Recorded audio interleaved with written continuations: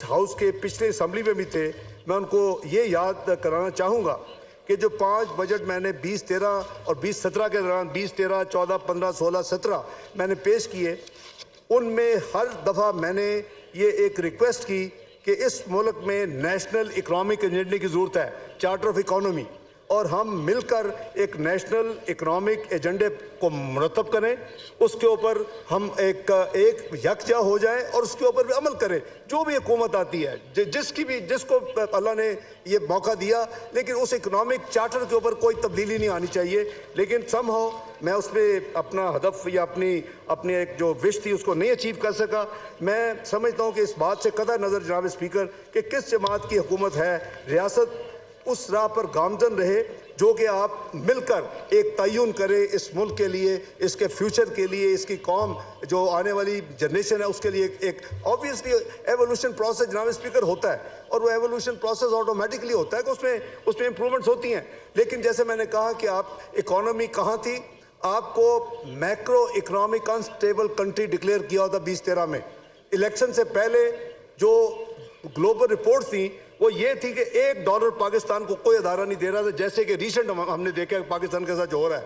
ये तीसरी थी प्रेडिक्शन कि 6 से 7 महीने, नो मैटर कौन सी पॉलिटिकल पार्टी जीत के आएगी, उसको डिफर कराना। जनाब स्पीकर 10 साल पुरानी बात, वो ही मुल्क हमने सब ने मिलके इसी हाउस में और दूसरे सेनेट में हमने मिलके कोशिश की, उसकी डायरेक्शन चेंज की, और वो मुल्क 3 साल में दुनिया की 24वीं मईशत बन गया। सारे दुनिया के इदारे उसकी तारीफें करते थे, सारे दुनिया के इन्वेस्टर उसकी तो देख रहे थे। लेकिन शूमिय किस्मत कि आज हम फिर गिर के 47th इकॉनमी बन गए हैं, जो कि बहुत ही मेरे लिए मैं समझता हूँ हार्ट ब्रेकिंग है। इस बात से कतई नज़र कि किस जमात की हुकूमत है, मैंने जैसे अर्ज़ किया, रियासत उस राह पर गामजन रहे जो कि एक फ्यूचर रोड मैप आप तयन करें। आज इस अमर को की यकीनन पहले से भी ज़्यादा ज़रूरत है। जैसे मैंने अर्ज़ किया, हम 98-99 में जब हमने धमाके की, उस वक्त पाकिस्तान एक बड़ा सीरियस चैलेंज का मुकाबला किया। सारी दुनिया were up in their arms to make Pakistan default and Pakistan to face trouble. और उस वक्त ये था कि इसने क्यों एटमी धमाके किए हैं, इसने क्यों पाकिस्तान को एटमी कुव्वत हुकूमत बनाया। हमने वो फेस किया, आप सब ने दुआएं की, मेहनत की, हम इसी दोनों हाउसेज में पाकिस्तान ने उसमें से निकल आया।